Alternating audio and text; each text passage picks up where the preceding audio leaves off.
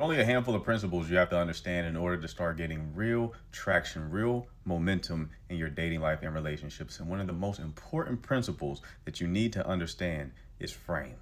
Let me explain. Frame is essentially the reality that you are inviting the woman into. It is the meaning that you are giving to the experience itself. And when you really understand this, when you truly integrate this concept, you open up a whole new level of awareness. You'll be able to look at a situation or an interaction and know exactly what went right and what went wrong. And more importantly, what you should do to course correct. Let me give you an example. I had a client recently who swiped up on this woman's story that he met a few years back. And he sent her a message because he saw that she happened to be single now. So he sent a message that basically said, "Are you single or are you single?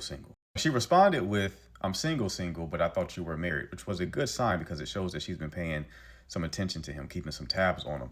And he responded to that with, "Well, if I was married, I would hope my mother would know, but I'm single, childless, and I have enough money to blow on a good time." Now, that last line was the mistake. She responded to this message by saying, "So what city are we headed to first?" Now, he took this message to mean, given that they're long distance, is she coming to his city or is he going to hers? I told him that's not what she meant by that. What she meant by that was, where are we traveling to first? Because the way that you framed yourself in this interaction, based on that last line, which was, "I have enough money to blow in a good time," was that you were going to be the funder of whatever fun y'all were going to have. You are Mr. Moneybags to her now, and she wants to see just how far she can take it. This was unintentional on the behalf of my client. He obviously wanted to know how to get out of this, which obviously I told him. But the point is, you want to be intentional about how you frame yourself because it's going to greatly influence whatever outcome you create in the situation. And not only do you want to be intentional about what frames you are creating, but you also want to be aware